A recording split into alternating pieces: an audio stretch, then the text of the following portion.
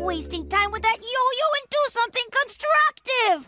Like, learn to play the banjo. Play better. Doggy! Come here, boy. Flap, come here, Flap. We named him Flap because he has these things he likes flaps. Look at Flap. Look at Flap. Hey, Flap. Look at Flap. I like dogs because I hope he's got all the shots. Because they run fast and they're fun to play with and they make good pets. Flaps wants to play. Come on, Flaps. I guess he's being a lazy puppy. Sit, Flaps. Yeah. Good boy.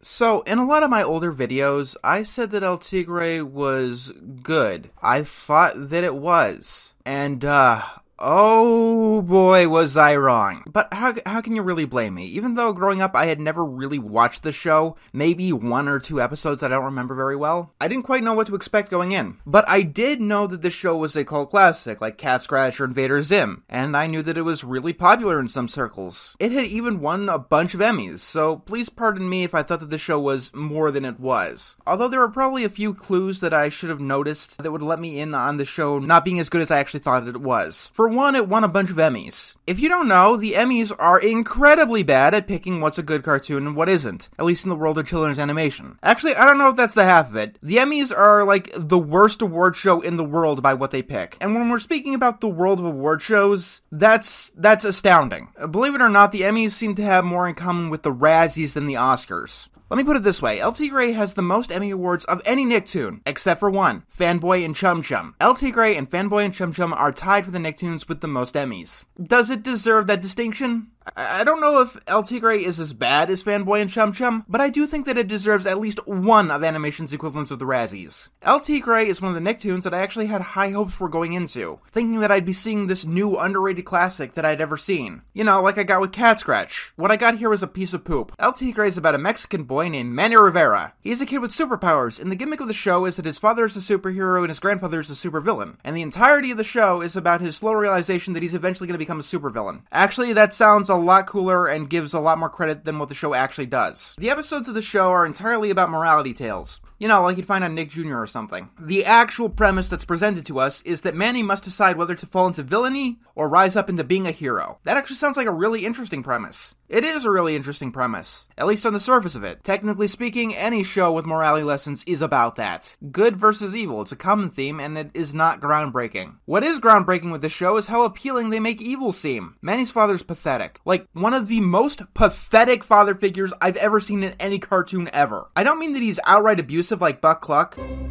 You gotta be ready to listen to your children, even if they have nothing to say. Or absent-minded like the Rugrats parents. I mean, he's the traditional form of pathetic. He's a wimp, constantly crying and has a mental breakdown every other episode. My favorite episode about the show is how Mr. Rivera is all up in arms about playing soccer as honorably as possible, and not having his team cheat any way whatsoever. He goes on to gleefully state that this made him lose the championship game, and then everyone hated him through and threw rocks at him. Like I said, El Tigre is fairly groundbreaking because they claim that cheating was far better than fair play. Because if you play fair, you will lose and everyone will hate you. And you should cheat anyway because everyone else is doing it. Also, they called it soccer despite being a show with Hispanic themes. You know, soccer, the game that's called football in every Hispanic place in the world. Quite honestly, the show kinda just gives lip service to Latin American themes. The show is called El Tigre. It has superheroes that look like Mexican wrestlers, with Mexican accents. But beyond that, the Hispanic themes just feel superficial. For instance, the police wear sombreros that have the word police on them. The Spanish word for police is policia, which I think their target audience would probably be able to understand. Look, I'm sorry, but when Dora the Explorer is willing to get more cultural than you, I'm gonna have a bit of an issue with your show. Quite honestly, El Tigre can feel very stereotypical. And I'm not talking like to an offensive degree or anything. It just feels like an outsider looking into Mexican culture and doing the bare minimum to make a show with Mexican themes. Having everyone in a position of power wearing a sombrero, for instance, feels very off. Like just a random white guy saying, it's a Mexican thing. I know it's a Mexican thing, so let's just put it everywhere. Like fucking everywhere. And this really shouldn't be the case because I know for a fact that the creator of the show knows a lot about Mexican culture. You know, the fact that he is Mexican, and the fact that he went on to make The Book of Life. I can only assume that it's network shit saying that kids wouldn't understand anything but the most superficial aspects of another culture. Then again, Avatar was already out at this time, so I don't know what to think.